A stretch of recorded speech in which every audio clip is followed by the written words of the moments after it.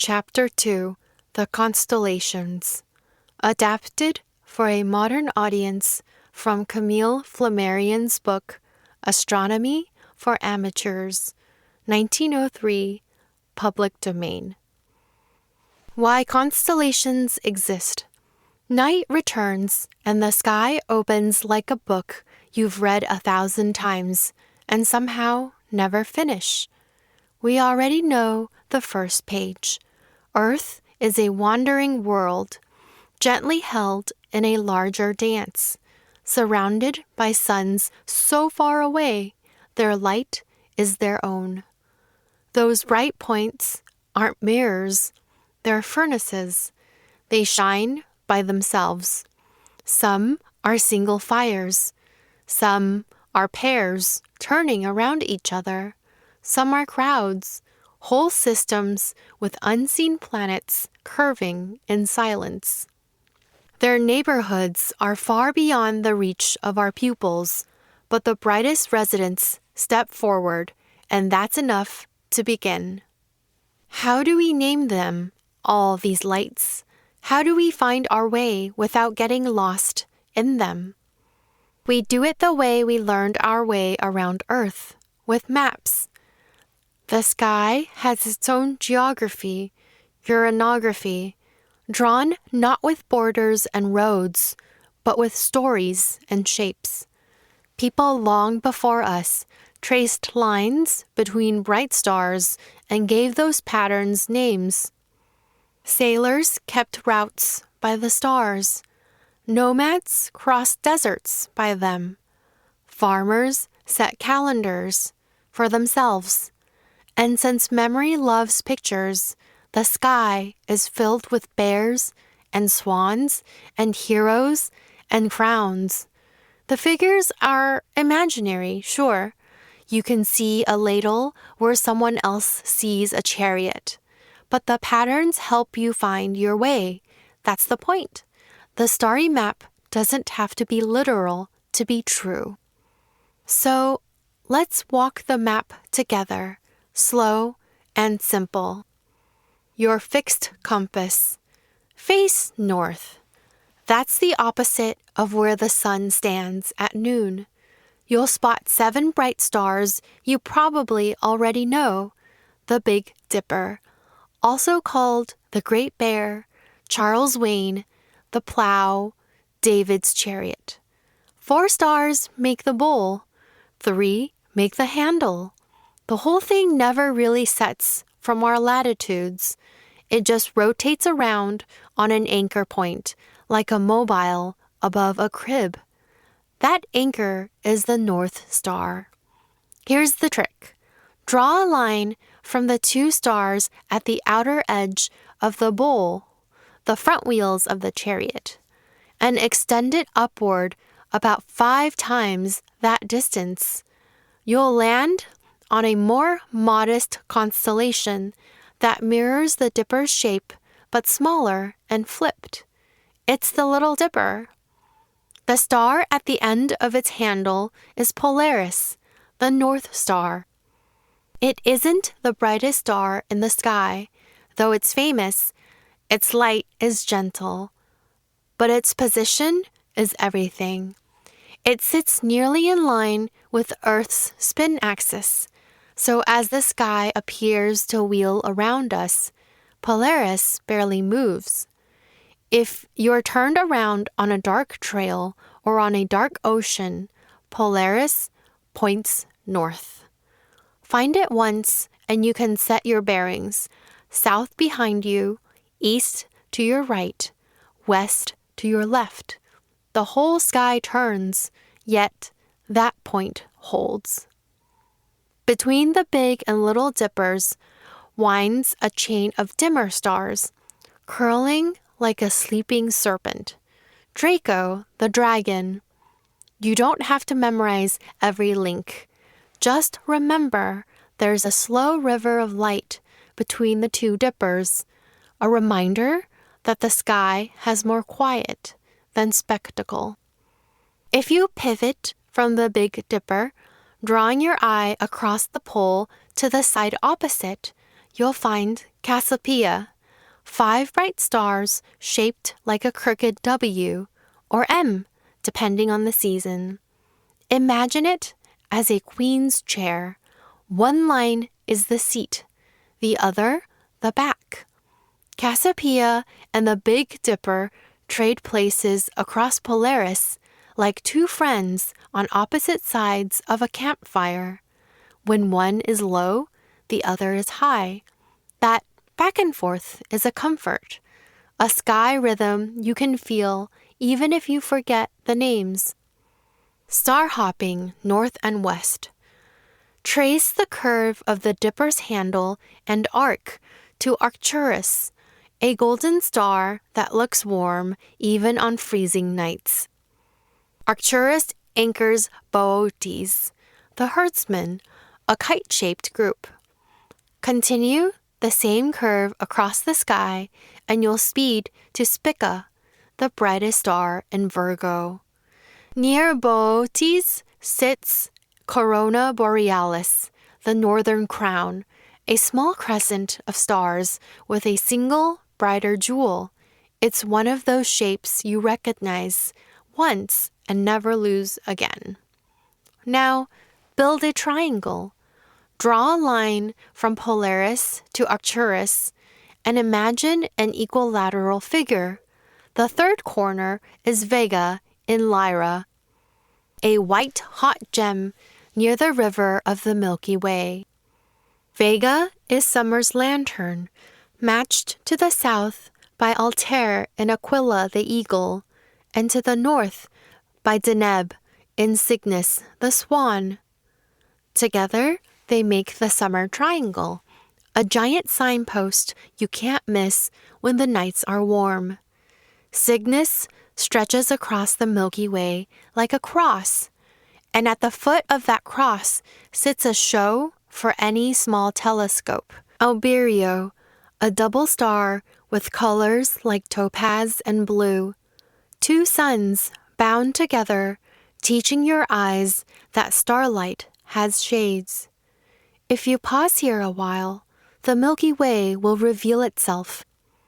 A reminder that our sun is one spark among countless others, and that our galaxy is not the whole sky, but just one small part within it. The Andromeda Corridor. Draw 2 paths from the Big Dipper, one from its front rim stars to Polaris, then beyond through Cassiopeia. Out there lies a larger, looser shape, the square of Pegasus. 4 stars suggesting a grand window in space. One corner of that square doubles as the first bright star of Andromeda, which trails away from the square like a string of pearls. If the night is clear and your eyes are darkness adapted, glance just beside one of Andromeda's stars and you might be able to catch a faint smudge.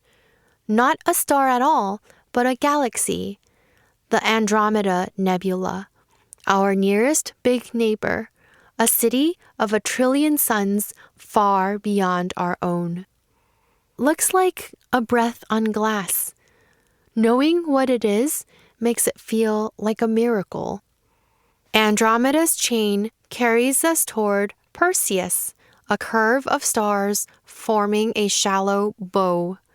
There, a small triangle of lights includes Algol, a star that dims and brightens in a rhythm you can set your clock by.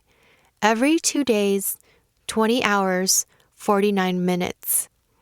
Follow Perseus the other way and you'll arrive at Capella in Auriga, the charioteer, a first magnitude star so bright on winter nights it feels close enough to touch. Drop from there toward the horizon and you'll pass a glittering beehive of diamonds, the Pleiades, a tight cluster on the shoulder of Taurus. With your eyes alone, you might count 6 or 7.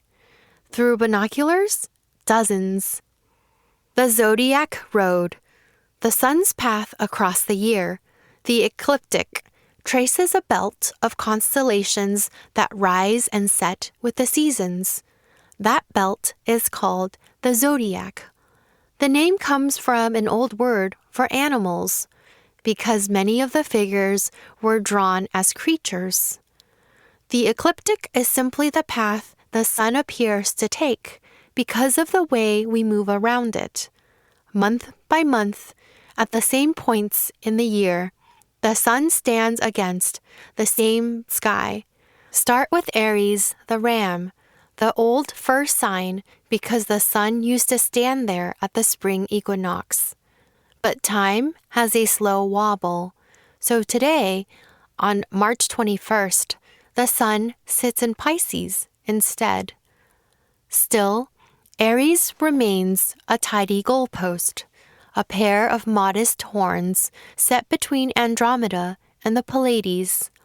Slide east to Taurus and meet Aldebaran, a red eye glaring from a V-shaped cluster called the Hyades. Above his shoulder glitter the Pleiades again, shy and brilliant.